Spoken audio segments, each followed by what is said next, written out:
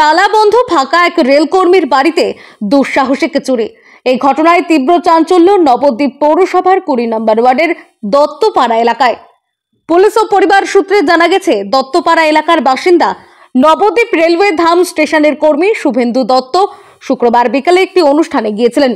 বাড়ি ফাঁকা থাকার সুযোগে রাতের অন্ধকারে দুষ্কৃতী বাড়ির মূল গেটের তালা ভেঙে ভেতরে প্রবেশ করে প্রতিটি ঘরের আলমারির লকার সহ খাটের ড্রয়ার, আলমারি ভেঙে প্রয়োজনীয় জিনিসপত্র তছনছ করে এবং প্রায় 130 গ্রাম বা আনুমানিক 12 ভরি সোনার গহনা নিয়ে চম্পট দেয়। সকালবেলায় বাড়ির মূল গেট ভাঙা অবস্থায় দেখতে পেয়ে শুভেন্দুকে বিষয়টি ফোন করে জানান স্থানীয় বাসিন্দারা। খবর পেয়ে শনিবার বেলা 12টা নাগাদ তড়িঘড়ি নবদ্বীপে ফিরে আসেন তিনি। পাশাপাশি স্থানীয় কাউন্সিলর মারফত খবর পেয়ে ঘটনাস্থলে এসে তদন্ত শুরু করে নবদ্বীপ থানার পুলিশ।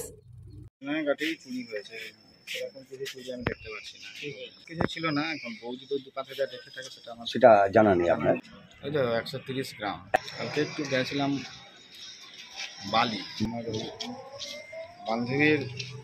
আমার বউয়ের বান্ধবী একটা ফ্ল্যাট কিনেছে, সেটাই কালকে অনুষ্ঠান ছিল, উদ্বোধন ছিল। দেখলাম তো সব লকারগুলো নিয়েছে, মানে কিছু বাদ দেয়নি। সব এদের মানে আমার মনে হয় সোনা টাকা পয়সা এগুলোই টার্গেট ছিল, সেরকমই মনে হচ্ছে।